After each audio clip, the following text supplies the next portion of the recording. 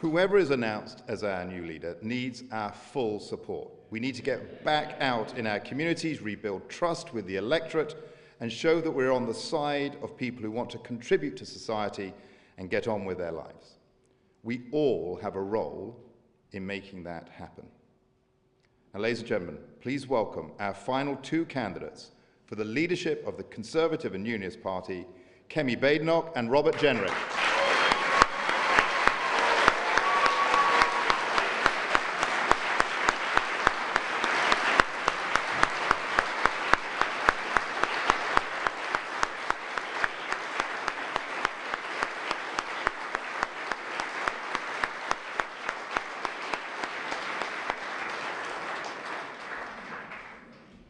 And now I would like to introduce the returning officer, the chairman of the 1922 committee, Bob Blackman, to announce the result.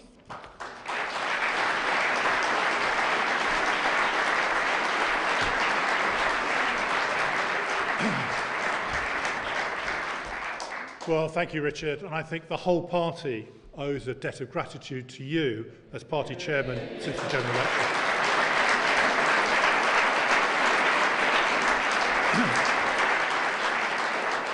I'd also like to thank another unsung hero, Stuart Andrew, who's been our chief whip.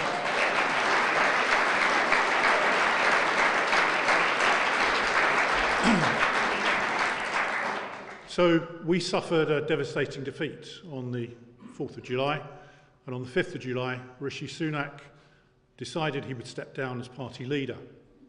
When I was elected as chairman of the 1922 committee, I was determined that we would have an appropriate opportunity to rebuild our party, consider where we're going, and ensure that we had a broad swathe of candidates to be the leader of our party.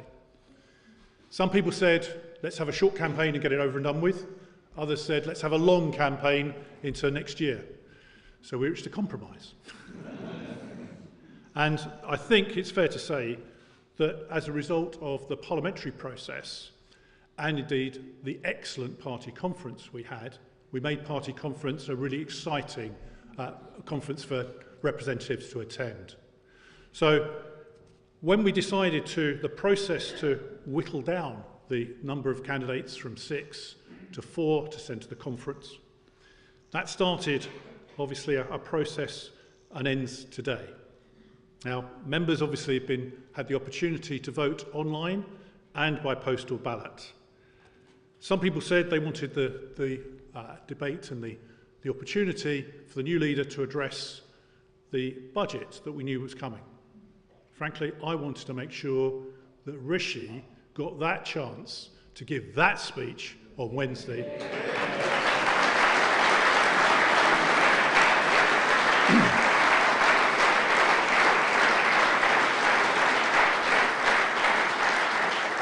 And Rishi literally eviscerated that rotten budget from a rotten government that it's our duty to replace as soon as possible. So I want to record my thanks to those hard-working and energy-crossing candidates, and also, of course, the team that have made this result possible today.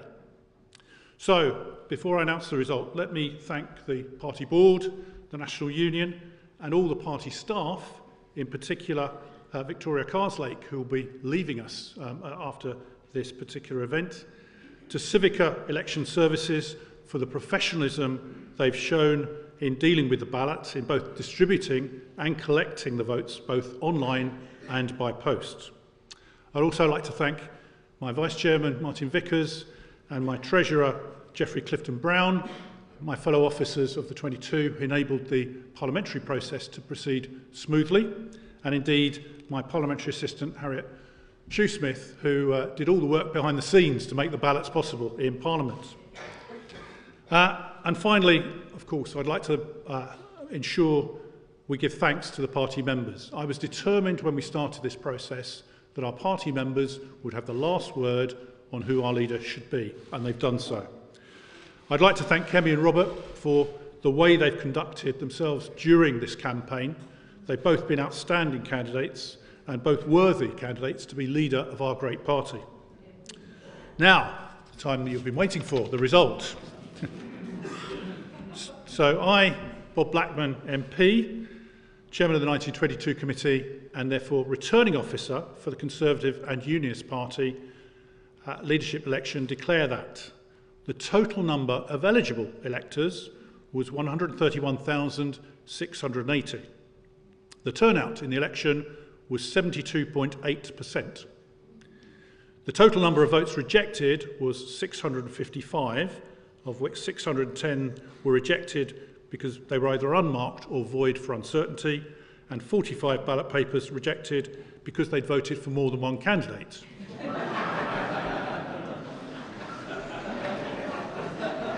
Quite tough in a two-person election. Anyway, the result was Kemi Badenoch, 53,806 votes, and Robert Jenrick, 41,388.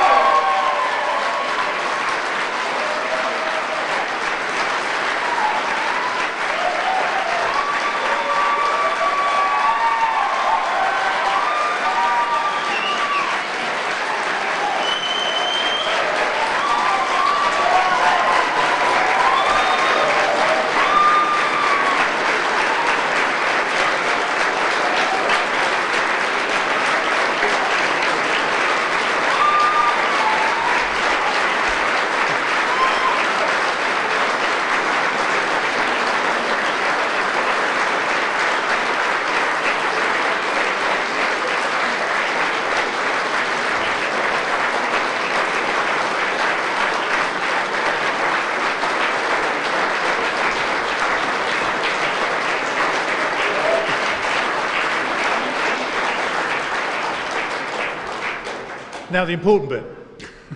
Therefore, I give notice that Kemi Badenoch is elected as leader of the Conservative and Unionist Party. I welcome her to the stage, and it's great, isn't it great that we've got another female leader?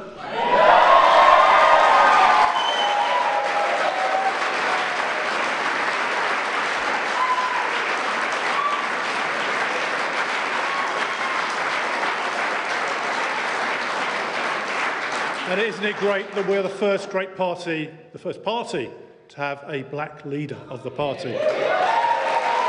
Another glass ceiling shattered. Can I welcome Kemi to the stage?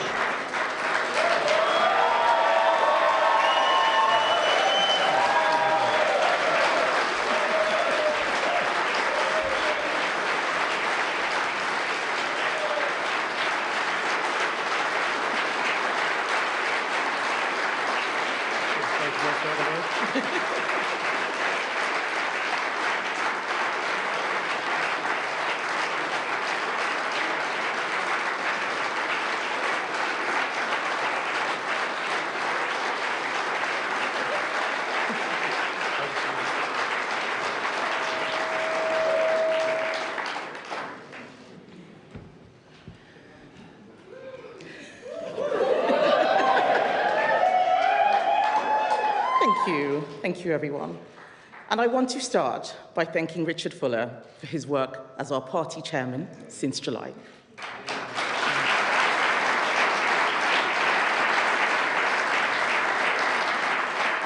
And also Bob Blackman as returning officer for this contest. You and your teams have done us all a great service. Thank you. But I also want to pay tribute to everyone in the Conservative Party who has been involved in this very long campaign. It has been an experience none of us candidates will ever forget. Thank you for hosting us in your communities, in your village halls, in your pubs, and in your homes. It is the most enormous honor to be elected to this role, to lead the party that I love, the party that has given me so much. I hope that I will be able to repay that debt. There are so many people to thank.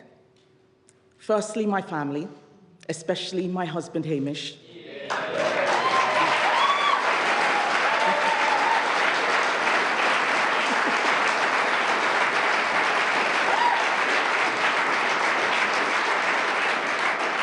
Hamish, I couldn't have done this without you. Thank you for being with me every step of the way. I also want to thank Rishi. No one could have worked harder in such difficult times. Rishi, thank you for everything you did. We all wish you and your wonderful family the very best for the future.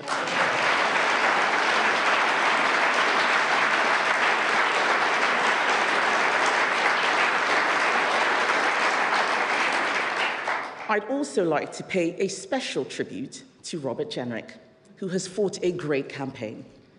Rob, we have all been impressed by your energy and your determination. You and I know that we don't actually disagree on very much. And I have no doubt that you have a key role to play in our party for many years to come. Thank you.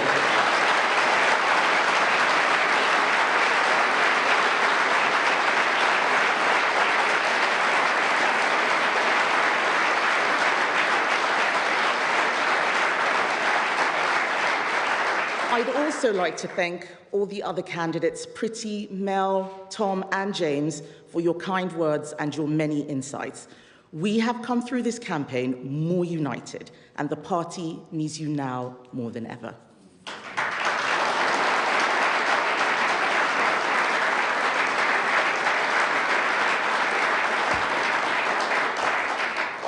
The task that stands before us is tough, but simple. Our first responsibility as His Majesty's loyal opposition is to hold this Labour government to account. Our second is no less important. It is to prepare over the course of the next few years for government, to ensure that by the time of the next election, we have not just a clear set of Conservative pledges that appeal to the British people, but a clear plan for how to implement them. A clear plan to change this country by changing the way that government works. The Prime Minister is discovering all too late the perils of not having such a plan. That huge job begins today.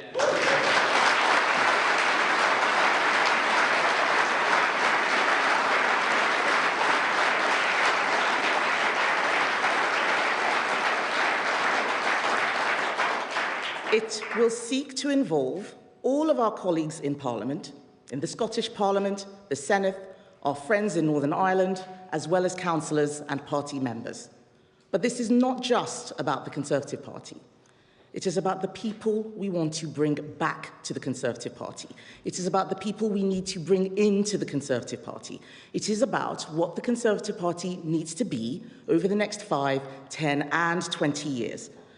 Our party is critical to the success of our country. But to be heard, we have to be honest. Honest about the fact that we made mistakes. Honest about the fact that we let standards slip. The time has come to tell the truth.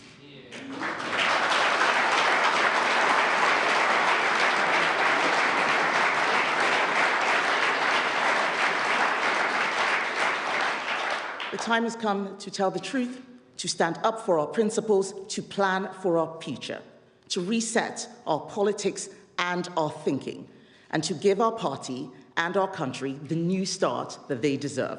It is time to get down to business. It is time to renew. Thank you, ladies and gentlemen.